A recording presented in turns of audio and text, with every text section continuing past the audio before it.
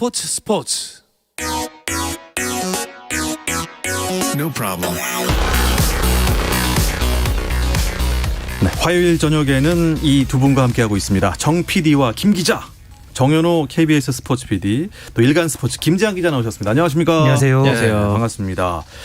먼저 정 PD와 김 기자의 주간 MLB부터 진행을 해보겠습니다. 네. 우리나라 메이저리거들 류현진 선수가 잘 던진 것 같은데 네. 패전 투수가 됐어요? 그렇습니다. 11일 날 시카고 화이트삭스와의 경기에서 6이닝 동안 95개의 공을 던지면서 피안타 5개, 그중에 하나가 피홈런이었고요. 볼넷 하나 내주고 탈삼진 3개를 잡으면서 3실점으로 막았지만 6이닝 3실점이면 퀄리티 스타트긴 합니다만 팀 타선이 지원을 해주지 않으면서 시즌 4패째가 됐습니다.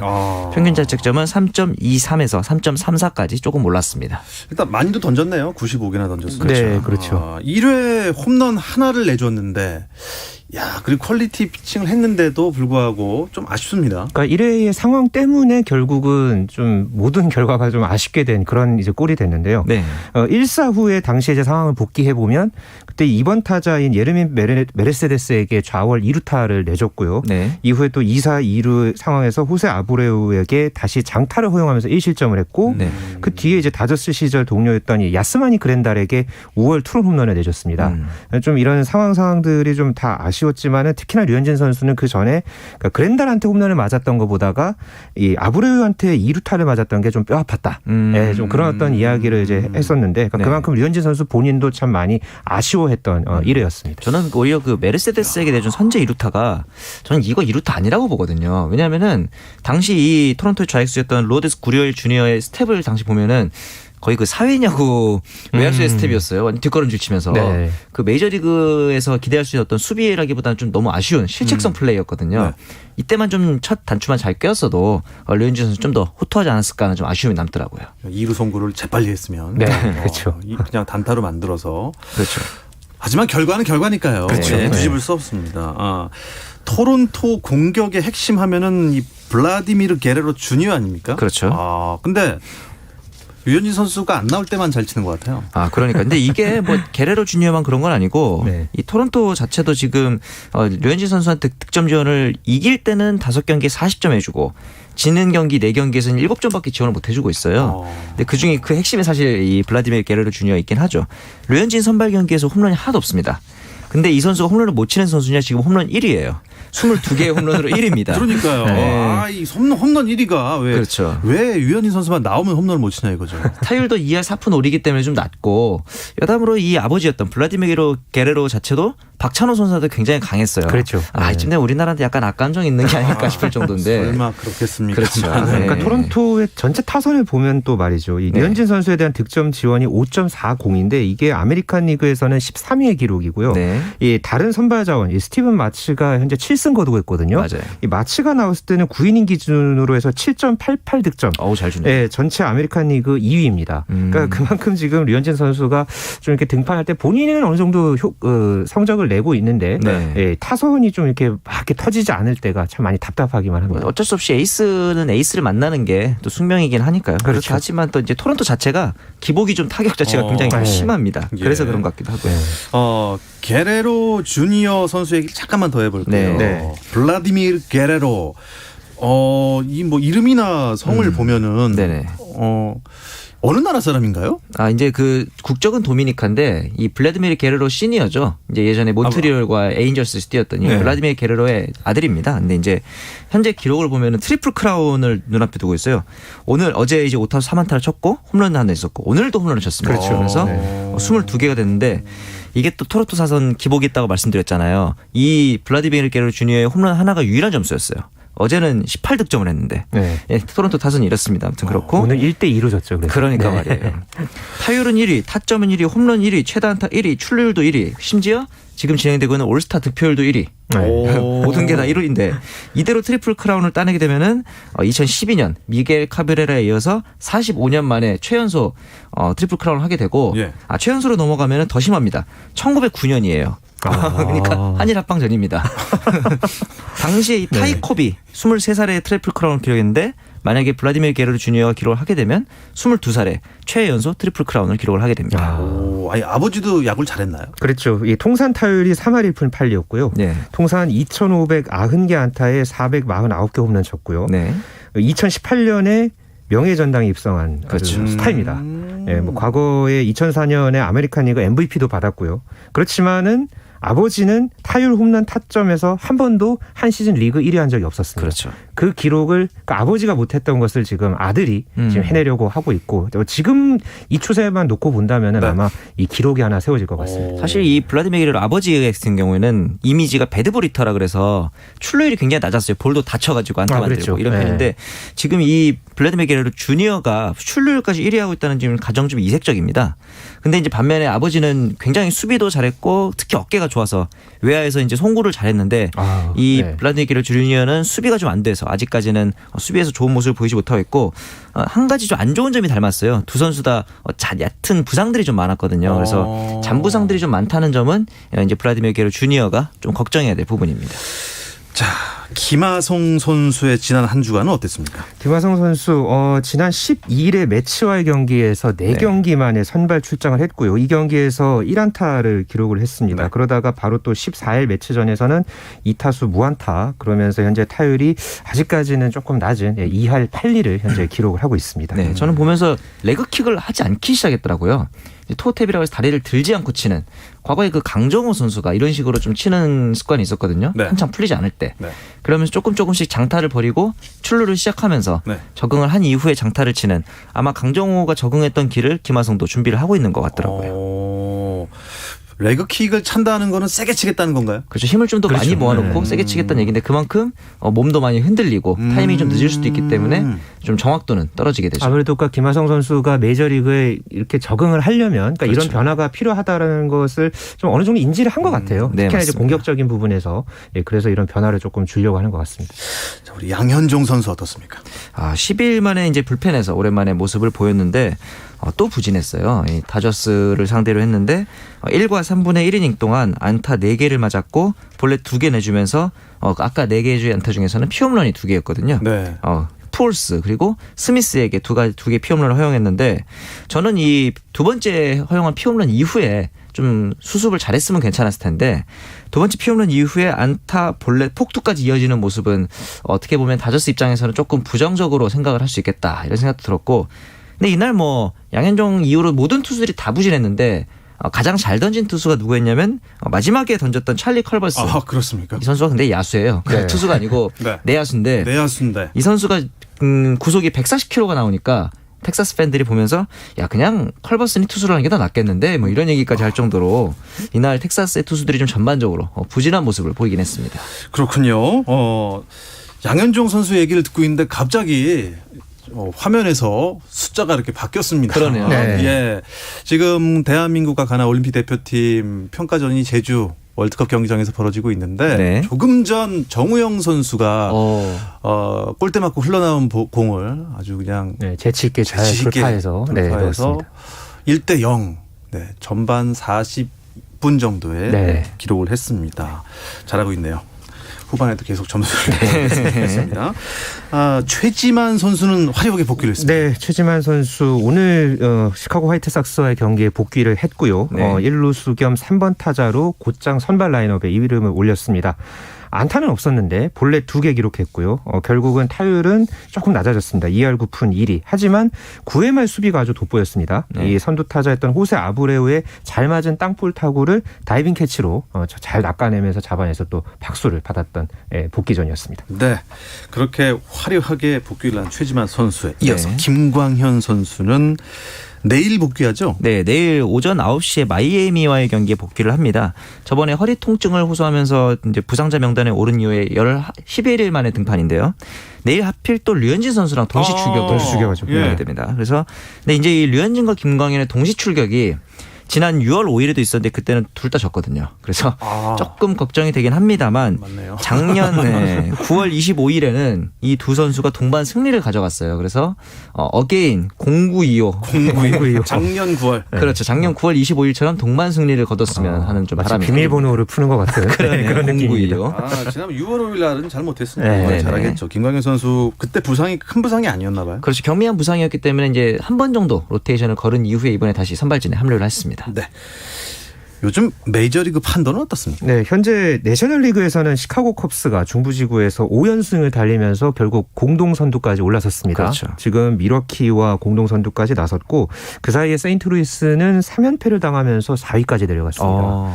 좀 그렇게 됐고 이 아메리칸 리그에서는 이 시카고 화이트삭스가 막 말 그대로 지금 독주죠. 네. 네, 지금 전체 메이저리그에서도 승률 6할 이상 기록을 하고 있고 동부지구의 이 템파베이 최지만 그렇죠. 선수의 이 템파베이가 최근에 아주 또 무서운 이 상승세를 이어가면서 현재 보스턴, 토론토, 뭐 뉴욕 양키스 이 팀들과의 차이를 많이 좀 벌려놓은 그런 상황입니다. 네. 토론토로서는 조금 더 분발해야 되는 그런 상황이고 류현진 선수 참 이번 경기 양키스와의 경기 중요하죠. 네, 정말 중요한 경기에 좀 잘 던져서 꼭 6승을 했으면 하는 바람입니다. 또 양키스가 요새 좋지 않아요. 네. 네, 좋은 결과가 나올 것 같습니다. 그러고 보니까 그 뭐 하얀 양말, 빨간 양말 신는 팀이 이 요새 타선이 아주 폭발이네요. 그러게 말입니다. 그렇죠. 네. 원래 양말을 신으면 잘 치나? 원래 신고 하긴 하죠. 경기는 다. 그렇죠. 다 신죠? 네, 네. 그렇습니다. 근데 왜 화이트삭스, 레드삭스 그 이름 왜 그렇게 지었는지 모르겠어요. 나중에 네. 일단 물어봐야겠습니다. 네. 초록창에다가. 지난 한 주간 화제가 됐던 선수들이나 이슈들 있으면 좀 짚어주시죠. 이 화이트삭스 하얀 양말에 하얀 양말. 네. 로돈 선수가 노히트 노런을 도전하고 있었는데 스트라이크 명백하게 누가 봐도 스트라이크인 공을 심판이 잡아주지 않으면서 이 노히트가 깨지는 경우가 있었거든요. 근데 이제 그 다음날 심판이 직접 자기의 잘못을 인정하면서 아이고. 사과를. 근데 사실 이런 게 이례적인 일이잖아요. 아무리 실수를 했다 해도 심판이 사과를 하기라는 게 쉽진 않은데 이걸 보면서 제가 이 디트로이트 과거에 아르만도 갈라라가라는 선수가 퍼펙트를 놓쳤어요. 누가 봐도 세이브인데 아웃인데 세이브를 주면서. 퍼펙트를. 네. 그리고 나서 그 다음날 심판이 눈물을 흘리면서 사과를 합니다. 너무너무 미안하다. 너의 퍼펙트 게임을 내가 날렸다. 네네. 근데 저는 보면서 굉장히 좀 멋있다라는 생각이 들더라고요. 본인의 실수는 누구나 할 수 있지만 이 실수에 대해서 솔직하게 인정하기만 한다면은 맞아요. 오히려 좀 좋은 선례가 되지 않을까 그런 생각도 들었습니다. 네, 이렇게 자연스럽게 주간 MLB 마무리하고 올림픽 소식으로 넘어가겠는데요. 더 많은 이야기 잠시 쉬었다 와서 나누겠습니다. 감동의 순간을 즐기는 시간. 스포츠. 박태원 아나운서와 함께합니다.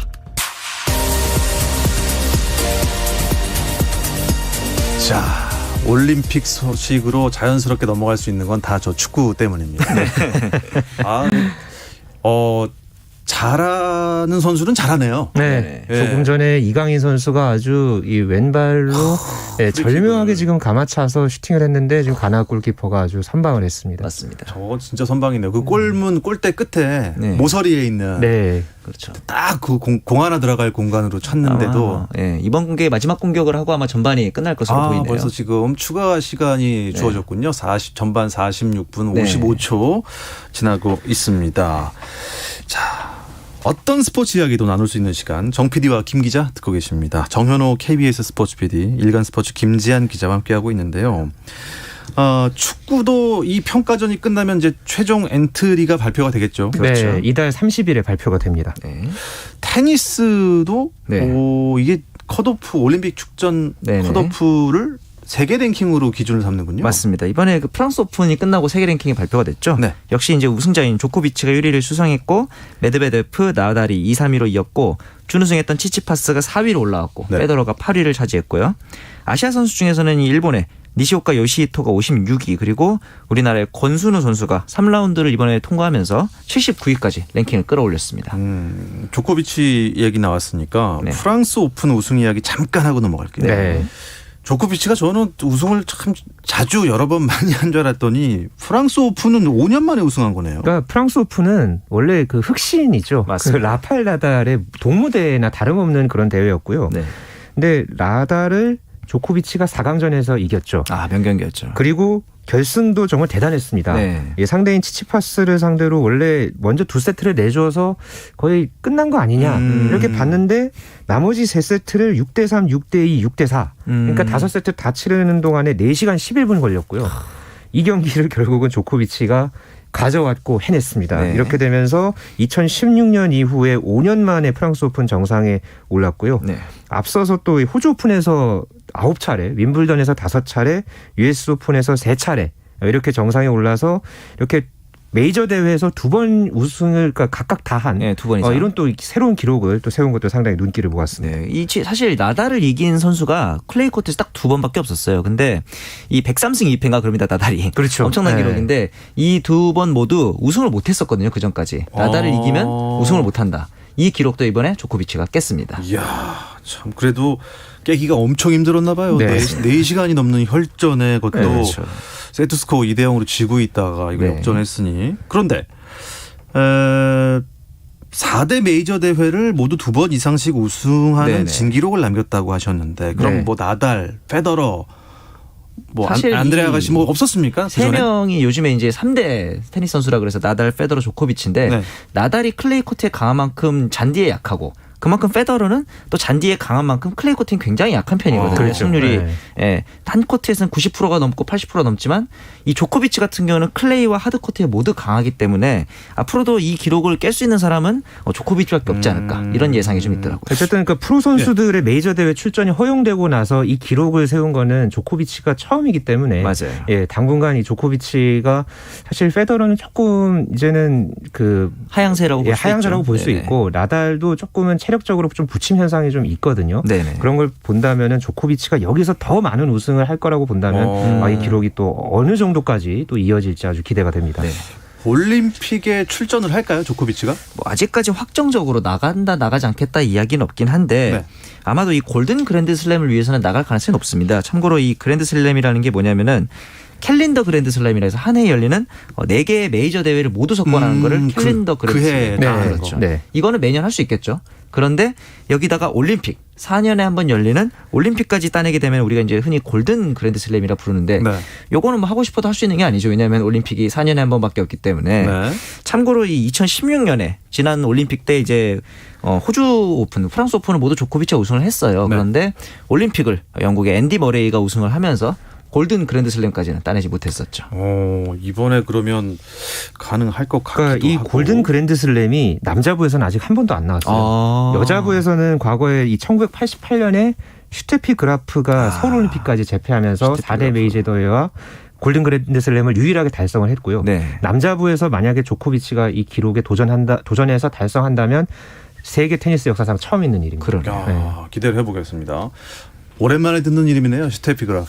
그러게 말이에요. 마르티나 힝기스는 뭐 하고 있죠? 펭기스도 아마 뭐 코치를 하고 있지 않아 그러지 네. 않았을까요? 그리운 이름들입니다. 맞습니다. 네. 그 테니스 컷오프 기준이 세계 랭킹이라고 했는데 네. 몇 위까지입니까? 한 개 국가에서 최대 4명까지만 출전이 가능하고요. 네. 그러니까 랭킹으로만 따진다면 총 그 56명까지 출전을 할 수 있습니다. 네. 그리고 나머지 8명 같은 경우에는 대륙별 예선, 와일드카드 등으로 이제 배정이 되는데 지금 그 남자 단식 같은 경우에는 컷오프 랭킹이 62위로 배정이 됐고요. 네. 여자부는 65위까지 정해졌습니다. 몇몇 좀 예외 상황들이 있다면 이 프랑스 이 대표팀 같은 경우에는 이 세계 랭킹 35위 부누아 페르가 과거에 이 지난 3월에 이 부에노스아이레스 ATP 250 대회에서 경기 도중에 코트에 침을 뱉는 이 행위를 했었습니다. 그것 때문에 이 프랑스 테니스 연맹이 매우 부적절한 행위다라고 하면서 올림픽 정신에 상반된다면서 아예 대표 자격을 아이고야. 제외시켰습니다. 그런 경우도 있네요. 네, 그렇게 이제 하는 경우나 뭐 코로나19 때문에 뭐 도전을 하지 않겠다. 그럴 수 뭐 이런 있죠. 어떤 의향이 있다거나 그런 경우들이 있다면 좀 권순우 선수 현재 이 순번으로는 한 예비 7번 정도 그렇죠. 지금 기대를 하고 있는데 좀 이 차례가 올 것으로 보고 현재 이 권순우 선수 측에서는 준비를 하고 있다고 합니다. 그러니까 뭐 예비 합격자네요. 그러니까 예비 7번인 예비 거죠. 7번이면 어떻게 가능성이 있습니까? 예, 왜냐하면은 이제 그 코로나 때문에 불참을 할 수도 있는 거고, 그다음에 한 개 나라에서 4명밖에 못 나오기 때문에 랭킹이 바뀌었는데 뭐 예를 들어서 상위 랭킹이 많은 국가다. 이런 경우에는 권순우 선수까지 차례가 올 가능성이 어느 정도는 있어 보입니다. 만약 나가게 된다면은 예전에 그 이형택 선수 이후로 처음인데요. 그렇죠. 2008년 베이징 올림픽 이후에 12년 만에 우리나라 테니스 올림픽에 나가는 겁니다. 네. 자, 이제 여자부로 가겠습니다. 우리가 얘기를 뭘 이렇게 오래 했죠? 벌써 시간이 가네요. 여자 세계 랭킹 좀 알려주시죠. 호주 애슐리 바티가 1위, 오사카 나오미가 2위, 시모나 할렙 3위 이렇게 되어 있는데 이 랭킹은 사실 프랑스 오픈 이전하고 똑같습니다. 그리고 이제 이번에 여자 단식이 우승이 약간의 파란이었기 때문에 이 바르보라 크레치코바가 33위에서 15위까지 등수를 끌어올렸습니다. 오사카 나오미 선수가 1위 아니었나요? 나오미가 과거 이제 1위에 올랐다가 현재 네. 애슐리 바티랑 엎치락뒤치락 하고 있습니다. 예. 그래서 현재는 세계 랭킹 2위에 자리하고 있습니다. 그렇다면 오사카 선수가 금메달을 딸까요? 글쎄 이제 뭐 올림픽에 나올 것인지 아닌지도 얘기를 안 하고 있는데 아, 그렇습니까? 이번에 프랑스 오픈을 중도에 포기하는 모습이 있어가지고 맞아요. 올림픽에 과연 어떻게 나올지 궁금한데 이 프랑스 오픈 시작하기 전부터 인터뷰하지 않겠다 이런 식의 태도가 나와서 실제로 1회전을 이긴 다음에 인터뷰를 거부했어요. 아, 이기고도? 예. 네. 그래서 이제 프로 선수라면은 이기든 지든 인터뷰의 의무에 임해하는 게 의무인데 결국 그래서 15,000달러의 벌금 그리고 제명 경고를 받고 2회전에 개인 사정이라고 이제 얘기를 하면서 기권을 했단 말이죠. 근데 이 사연이 제가 봤더니 네. SNS를 통해서 2018년 US 오픈 이후로 우울증에 시달렸고 긴장감에 휩싸여서 지금은 잠시 좀 코트를 떠나 있고 싶다. 이런 식으로 얘기를 하는 걸 보면은 글쎄요. 올림픽까지 어떤 이런 불안한 마음 상태가 좀 가라앉아야 하지 않을까. 이게 좀 더 우선이라고 보입니다. 그러니까 선수 본인도 여기에 대해서 뭐 기자분들께 사과하고 싶다 뭐 이렇게 이야기를 그렇겠죠. 하긴 했지만은 선수들의 인터뷰가 의무 조항이다. 이거에 대해서는 다소 구식인 규정이다. 반대 입장을 분명하게 했거든요. 그러네요. 뭐 그런 인터뷰에 관한 여러 가지 논란도 있지만은 또 이번 이 우울증 증세로 힘들었다. 이렇게 공개적으로 또 이렇게 알리면서 운동선수의 어떤 정신건강 문제를 공론회장으로 끌어냈다는 그런 또 평가도 있습니다. 보통 우리가 생각하기에 네. 어디 높은 정상에 있다가 네. 많이 뭐 슬럼프 때문에 떨어진 선수들이 우울증이 올 것이다 예상을 하는데 네. 세계 정상에서도 이게 우울감이 올 수 있군요. 아, 굉장히 많죠. 그래서 심지어 그 이번에 일본에서 열리는 올림픽이잖아요. 그래서 네. 제 생각에는 이번에 니시코리 케이라든가 오사카 나오미 같은 일본을 대표하는 선수들을 일본 정부 측에서 좀 굉장히 설득을 할 것 같아요. 테니스라는 상징성도 있고. 근데 저는 개인적으로는 선수들의 정신 건강, 즉 멘탈 컨디션이 더 우선이기 때문에 이제 일본 정부라든가 이제 IOC에서 선수들의 어떤 태도를 우선시해야 되지 않을까. 그리고 무엇보다도 건강한 정신으로 다시 돌아와서 오사카 나오미가 경기를 해야 올림픽 참가는 의미도 좀 있을 것이고요. 그래서 그렇죠. 만약에 복귀를 한다 하더라도 어떤 IOC라든가 일본 정부의 입장에서 복귀를 무리하게 추진하지는 않았으면 하는 생각이 그러니까 좀 듭니다. 선수 본인도 그렇게 경기 전에 헤드폰을 쓰고 나온다든가 또 대외적으로 기자회견을 한다든가 이런 거에 대한 부담이 상당히 컸다고 해요. 그러니까 그런 거 중에 부담을 줄이려고 하는 행위 중에 하나가 이 헤드폰을 쓰고 나온다는 게 이제 예전에 그런 그 부분이었고요. 박태환 선수도 그 수영장에 들어올 때 헤드폰 쓰고 들어오고 그렇죠. 그랬으니까. 그런 거랑 이제 비슷한 건데 정현호 PD가 이야기한 것처럼 이제 제 생각도 무엇보다 선수가 우선이고요. 네. 선수가 건강해야 그 종목도 건강해지는 거라고 저는 생각을 하거든요. 네네. 예, 정말 다시 건강해져서 앞으로 또 더 뛸 날이 많기 때문에 오사카 나오미 선수가 참 건강하게 돌아왔으면 하는 바람입니다. 네. 자, 우리나라와 가나의 올림픽 축구 평가전이 지금 펼쳐지고 있는데 네네. 정현호 PD가 어떻게 되고 있는지 좀 짚어주시죠. 예, 앞서 말씀드린 대로 이제 정우영 선수가 전반 42분으로 이제 공식적인 기록은 나왔고요. 네. 전반 42분에 선제골을 넣었고 현재는 지금 하프타임이 되고 있는데 이번에 그 이강인 선수가 사실 앞서 이제 경기를 좀 보면서 선수들하고 호흡이 그렇게 완벽하게 맞진 않는 좀 걱정되는 모습이 있었더라고요. 왜냐하면은 경기 자체를 이번에 거의 처음 해보잖아요. 그래서 그렇죠. 앞으로 이제 좀 훈련이라든가 이런 걸 통해서 이강인 선수의 패스 능력만큼은 이제 의심의 여지가 없기 때문에 선발만 좀 더 잘 맞춘다면은 김학범호에서 이번에 저희가 조편성도 굉장히 좀 유리하게 그렇죠. 됐잖아요. 네. 맞습니다. 거의 최상의 조편성이기 때문에 앞으로 좀 기대가 될 이강인 선수의 경기력만 올라온다면 기대가 됩니다. 김학범 감독은 이번 평가전에 뭘 좀 보완해야겠다는 생각이 들까요? 뭐 일단 가나라는 팀 자체가 이번에 그 최상의 전력은 또 아니잖아요. 그렇죠. 그러니까 뭐 그런 어떤 과제 이런 것보다는 또 이제 최종 엔트리가 또 이제 얼마 안 남았기 때문에 네네. 예, 그 이제 선수들의 어떤 호흡, 뭐 기량 이런 부분들 염두에 두고 보지 않을까 싶습니다. 네. 이 소식을 끝으로 이번 주 정 PD와 김 기자는 모두 마치도록 하겠습니다. 정현호 KBS 스포츠 PD, 일간 스포츠 김지한 기자 고맙습니다. 감사합니다. 내일도 8시 30분에 다시 찾아오겠습니다. 박태원의 스포츠.